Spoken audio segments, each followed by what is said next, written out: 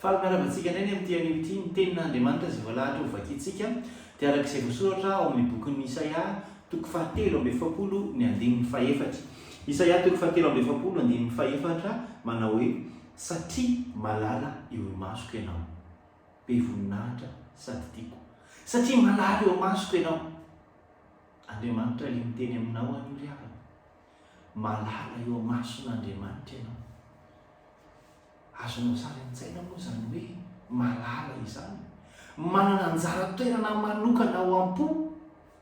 Iza nefa ilay miteny eto, Andriamanitra ilay miteny aminao hoe malala eo mason'Andriamanitra ianao, tena tian'Andriamanitra ianao.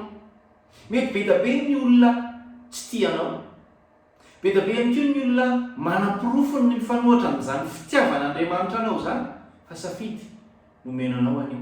Na ianao hiaino ny tenin'izay olona miteny hoe tsy tianao na tsy tian'Andriamanitra ianao, na ianao hiaino ny tenin'Andriamanitra izay nomeny anao manokana anio hoe malala eo mason'Andriamanitra ianao.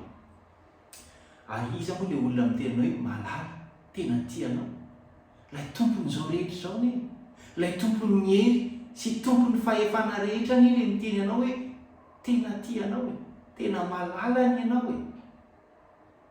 Raiso amin'ny finoana ny avy zany teny zany, tena raiso amin'ny finoana dia ikeo ilay fanambaram-pitiavana ataon'Andriamanitra anao androany, hivavaka isika. Tompon'Andriamanitra misaotra, tena misaotra fa androany io zanako ao io dia niteneninao fa malala eo masonao izy, tena tianao izy, be voninahitra eo anatrehanao. Misaotra tompo fa ny fitiavana dia tsy nitiavanay anao fa ilay nitiavanao anay, ary mipirofo fitiavana lehibe indrindra izay nataonao taminay dia nanomezanao ny zanako anahy tokana ho faty eo amin'ny hazo fijaliana hisolo heliko anay, ka dia anisany zanakao zay satria efa novidinao tamin'ny ranon'i Jesosy Kristy. Ka ny zanakao ary moa nafoinao hamonjena anay, aizany ray zay ny ahita-porofo fitiavana mihoatra an'izany Andriamanitra. Fa namasonao, mitenena any amin'ny fony mpanomponao io androany, tena ataovy mavesatra ao anatin'ny fony ao, tena ataovy manindrona any amin'ny aty fanany any zany fanambaram-pitiavana mihezinezina ataonao amin'izany malala eo masonao izy. Dia ameo hery izy mba tena hoe hifidy ny aino ny teninao Andriamanitra, fa tsy ny aino ny tenin'ny olona izay mety manaratsy azy, mety miampanga azy, mety mamerina sy mampatsiahy ireo ratsy rehetra vitany, fa ny fitiavanao azy dia tsy miankina amin'izay nataony, fa miankina amin'izay nataonao Andriamanitra dia nanoranao ny zanakao teo amin'ny hazo fijaliana.